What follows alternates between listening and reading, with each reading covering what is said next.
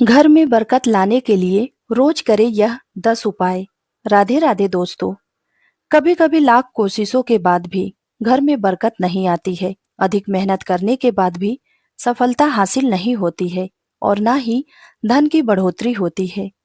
ज्योतिष शास्त्र के अनुसार घर में कई बार नकारात्मक ऊर्जा अधिक होने के कारण या फिर देवी देवता पितरों का आशीर्वाद ना होने के कारण शारीरिक, मानसिक, आर्थिक और पारिवारिक समस्याओं का सामना करना पड़ता है।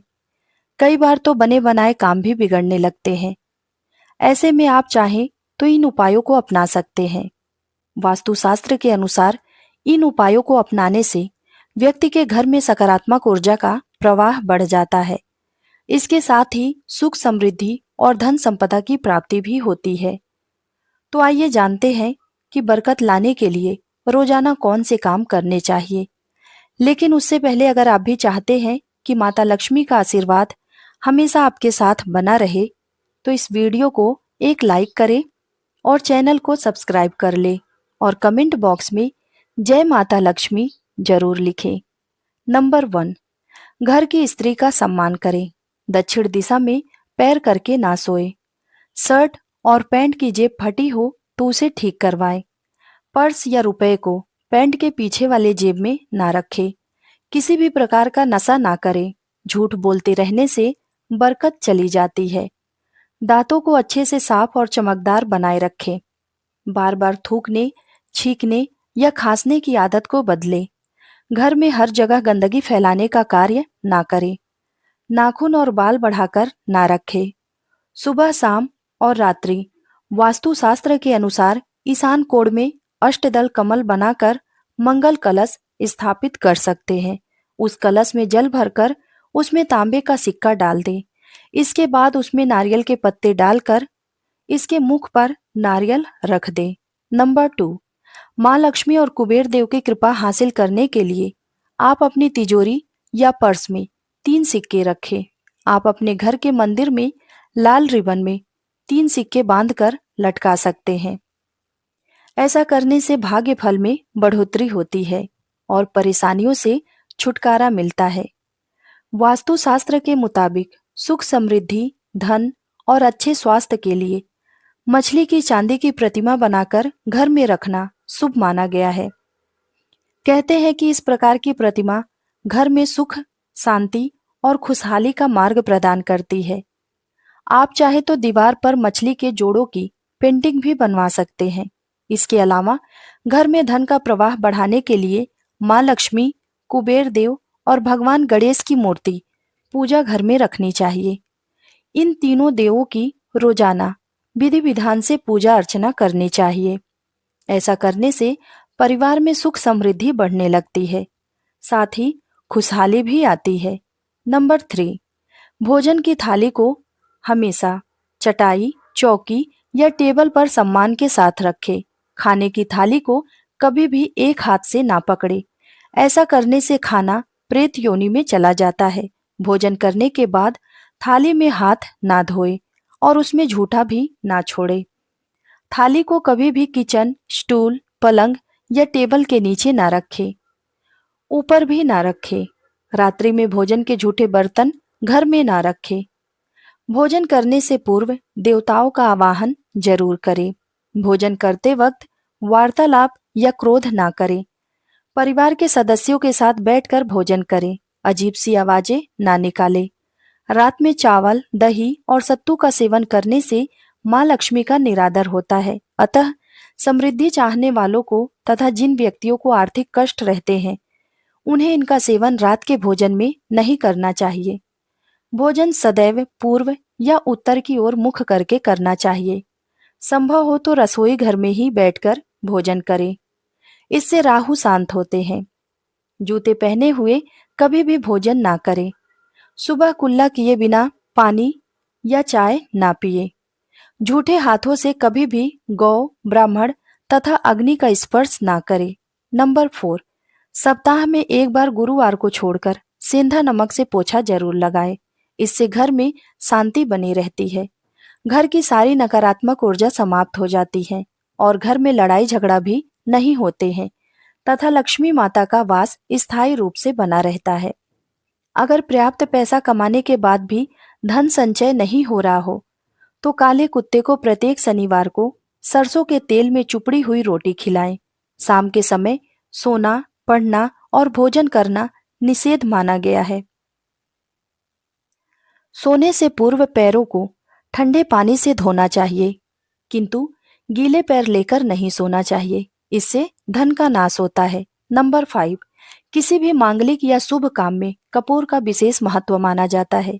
माना जाता है कि घर में कपूर जलाने से वास्तु दोष के साथ साथ नकारात्मक ऊर्जा से भी छुटकारा मिल जाता है। इसीलिए सप्ताह में एक बार कपूर जरूर जलाएं। ऐसा करने से सकारात्मक ऊर्जा अधिक पैदा होती है। प्रकृति का यह नियम है कि आप जितना देते हैं वह उसे 2 गुना करके लौटा देती है। यदि आप धन या अन्न को पकड़कर रखेंगे तो वह छूट जाएगा। दान में सबसे बड़ा दान अन्नदान का है, तो अन्नदान जरूर करें। नंबर 6, शाम के समय पूजा करते समय सरसों के तेल का दीपक जलाएं और उसमें 2 लौंग भी डाल दें। आप चाहे तो यह दीपक रोजाना प्रवेश द्वार के दोनों ओर या फिर एक तरफ जला सकते हैं। ऐसा करने से देवी देवताओं के साथ साथ पितरों का आशीर्वाद भी प्राप्त होता है, जिससे घर में बरकत आती है। इसके अलावा जब भी आप रोटी बनाएं तो तवा गर्म होने के बाद उसमें थोड़े से दूध के छींटे जरूर मार दें। माना जाता है कि ऐसा करने से हर तरह के दोषों से निजात मिलती है। इसके साथ ही पहली रोटी गाय को खिलाएं। इस रोटी में एक आटे की लोई के साथ थोड़ा सा गुड़ या फिर चीनी रख सकते हैं। रोजाना पक्षियों को दाना खिलाना भी काफी शुभ माना गया है। इससे कुंडली के हर दोष से छुटकारा मिल जाता है। साथ ही जीवन में तरक्की, सुख और समृद्धि आती है। ज्योतिष शास्त्र के अनुसार सूर्यास्त के समय या उसके बाद झाड़ू नहीं लगाना चाहिए। माना जाता है कि ऐसा करने से माँ लक्ष्मी घर से चली जाती हैं और अलक्ष्मी का वास हो जाता है और दरिद्रता पीछा नहीं छोड़ती है। नंबर 7, घर में यदि पूजा घर नहीं हो तो किसी लाल किताब के विशेषज्ञ से पूछ कर ही घर में पूजा घर बनवाएं। यदि वह बनाने की छूट देता है तो किसी वास्तुशास्त्र से संपर्क करके ही पूजा घर बनवाएं। ऐसा इसलिए कहा जाता है क्योंकि कुछ कुंडलियों के अनुसार घर में पूजा घर रखना नुकसानदायक हो सकता है। किसी देवी देवता की एक से ज्यादा मूर्ति या तस्वीर ना रखे। पूजा घर के अलावा देवी देवताओं की मूर्ति या चित्र घर के अन्य किसी हिस्से में ना लगाएं। किसी भी देवता की 2 तस्वीर इस तरह ना लगाएं कि उनका मुख आमने सामने हो। देवी देवताओं की तस्वीर कभी भी नैऋत्य कोण में नहीं लगाना चाहिए, वरना कोर्ट कचहरी के मामले में फंसने की पूरी आशंका रहती है। तिजोरी में हल्दी की कुछ गांठें एक पीले वस्त्र में बांधकर रखें। साथ में कुछ कौड़ियां और चांदी, तांबे आदि के सिक्के भी रख सकते हैं। कुछ चावल पीले करके तिजोरी में रखें। तिजोरी में इत्र की सीसी, चंदन की भट्टी या फिर अगरबत्ती की पैकेट भी रख सकते हैं, जिससे उनमें सुगंध बनी रहे। घर में देवी देवताओं पर चढ़ाए गए फूल या हार के सूख जाने पर भी उन्हें घर में रखना अशुभ माना जाता है। नंबर 8, कभी भी ब्रह्म मुहूर्त या संध्या काल में झाड़ू नहीं लगानी चाहिए। झाड़ू को ऐसी जगह रखें जहां किसी अतिथि की नजर ना पहुंचे। झाड़ू को पलंग के नीचे ना रखें। घर को साफ सुथरा और सुंदर बनाए रखें। घर के चारों कोनों को साफ रखें। खास करके उत्तर और वायव्य कोण को हमेशा खाली और स्वच्छ रखें। नंबर 9, घर की वस्तुओं को उचित स्थान पर रखें और प्रतिदिन घर को साफ व स्वच्छ रखें। प्रतिदिन चौखट की पूजा करें।